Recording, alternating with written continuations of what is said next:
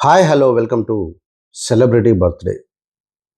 చరిత్రలో రాజుల పేర్లు మర్చిపోవచ్చు, కానీ రాజులను ఎదిరించిన కవుల పేర్లు శాశ్వతంగా నిలిచిపోతాయి. అలాంటి శాశ్వతమైన పేరే దాశరథి కృష్ణమాచార్య. కవి అనగానే కవితలు రాస్తారు, పాటలు రాస్తారు అనుకుంటారు, కానీ తమ అక్షరాలతో రాజులను వణికించిన కవులు కూడా ఉన్నారు. తమ కలంతో నిరంకుశ పాలనను ప్రశ్నిస్తారు, జైలు గోడల మధ్య నుంచే ప్రజల స్వేచ్ఛ కోసం గర్జిస్తారు. అలాంటి మహాకవి నా తెలంగాణ కోటి రత్నాల వీణ అంటూ తెలంగాణ ఆత్మగౌరవాన్ని అక్షరాల్లో బంధించిన మహనీయుడు, నిజాం పాలనను ధిక్కరించి ప్రజల పక్షాన నిలిచిన విప్లవ కవి, ఆంధ్రప్రదేశ్ ఆస్థాన కవి, మహాకవి దాశరథి కృష్ణమాచార్య గారి 101వ జయంతి సందర్భంగా నామాల మీడియా ఘన నివాళులు అర్పిస్తోంది. ప్రజల బాధను, అణిచివేతకు గురైన సమాజం ఆవేదనను, ఒక జాతి ఆత్మ గౌరవాన్ని అక్షరాలుగా మలిచిన కవి దాశరథి కృష్ణమాచార్య గారు. నిజాం నిరంకుశ పాలనలో తమ కలంతో ఎదిరించిన యోధుడు, తెలంగాణ ఆత్మగౌరవాన్ని ప్రపంచానికి చాటిన ప్రజాకవి.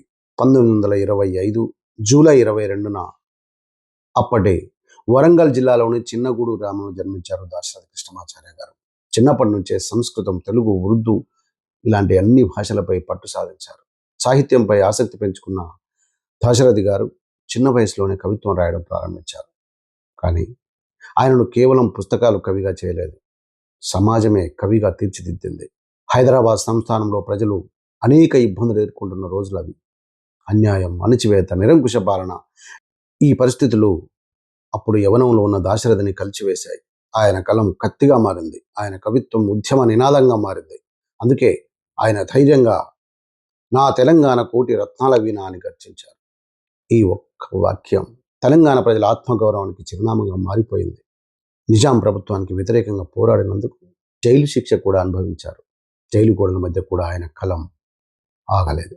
దాశరథి గారు అద్భుతమైనటువంటి సాహితీవేత్త.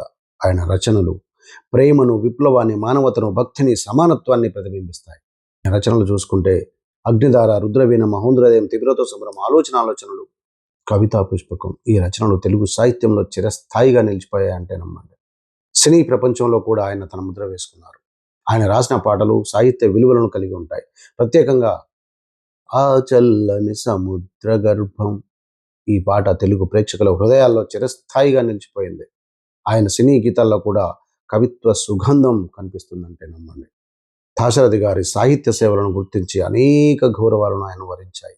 కేంద్ర సాహిత్య అకాడమీ పురస్కారం, ఆంధ్రప్రదేశ్ ప్రభుత్వ ఆస్థాన కవి పదవి, అనేక సాహిత్య సంస్థల సన్మానాలు. వాస్తవంగా చెప్పాలంటే దాశరథి గారు ఒక కవి కాదు, ఒక ఉద్యమం. కేవలం రచయిత కాదు, ఒక ఆలోచన, వ్యక్తి కాదు, యుగం. ఆయన అక్షరాల్లో అగ్ని ఉంటుంది, ఆవేదన ఉంటుంది, మానవత ఉంటుంది. తెలంగాణ గురించి మాట్లాడిన ప్రతిసారి నా తెలంగాణ కోటి రత్నాల వీణ అనే వాక్యం తప్పకుండా గుర్తుకొస్తుంది. అంతటి ప్రభావం చూపిన కవి దాశరథి గారు. ఆయన కవిత్వం నేటి యువతకు స్ఫూర్తి అని చెప్పొచ్చు. సమాజాన్ని ప్రశ్నించే ధైర్యాన్ని నేర్పే శక్తి ఆయన కవిత్వానికి ఉంది. ఒక కవి మరణించవచ్చు, కానీ ఆయన అక్షరాలు ఎప్పటికీ మరణించవు. ఒక శరీరం మట్టిలో కలిసిపోవచ్చు, కానీ ఆయన ఆలోచనలు తరతరాలకు మార్గదర్శకత్వాన్ని అందిస్తాయి. నిరంకుశ పాలనను ఎదిరించి కలంతో యుద్ధం చేసిన యోధుడు, తెలంగాణ ఆత్మను అక్షరాల్లో బంధించిన మహాకవి, ప్రజల గుండెల్లో చిరస్థాయిగా నిలిచిపోయిన మహానుభావుడు దాశరథి కృష్ణమాచార్య. Signing off, Ravindra Suri.